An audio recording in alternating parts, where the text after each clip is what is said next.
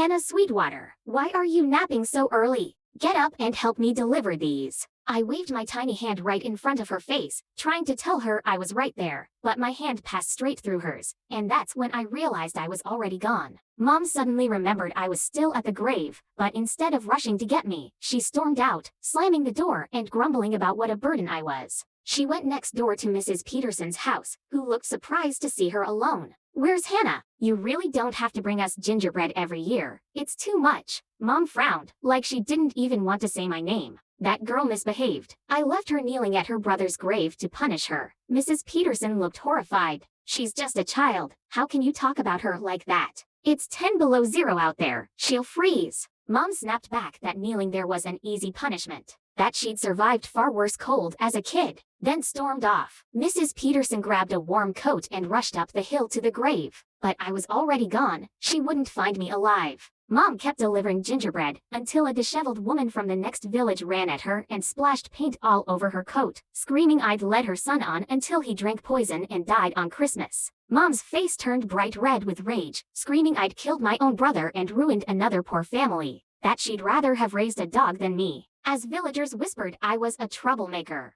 that I must have led that poor boy on, that our family should leave the village. I sobbed, trying to tell everyone the boy's father beat him daily, that the same man who hurt me had hurt him too, that we were just two scared kids comforting each other. But no one heard a word I said. The next morning, Mom banged on my bedroom door, yelling I was a selfish brat for locking myself in, that I didn't deserve to eat that day, that I might as well die in there if I was going to be stubborn. I crouched beside her while she ate, remembering how cold the cemetery ground was, how my knees swelled from kneeling, how I ached for her to kiss my scrapes better like when I was tiny. She called Dad, yelling marrying him and having me was her life's worst mistake, then dragged my old birthday gifts to the fire pit to burn, my drawings, my holiday sweaters, my favorite Barbie doll. I quietly reached for the doll, listening as Mom spoke softly to my brother, saying she wished he'd lived instead of me, when loud knocks rang out. It was Mrs. Peterson with two police officers, who slowly handed Mom an official document. I'd died of hypothermia at the cemetery, and they needed to ask her questions about what happened.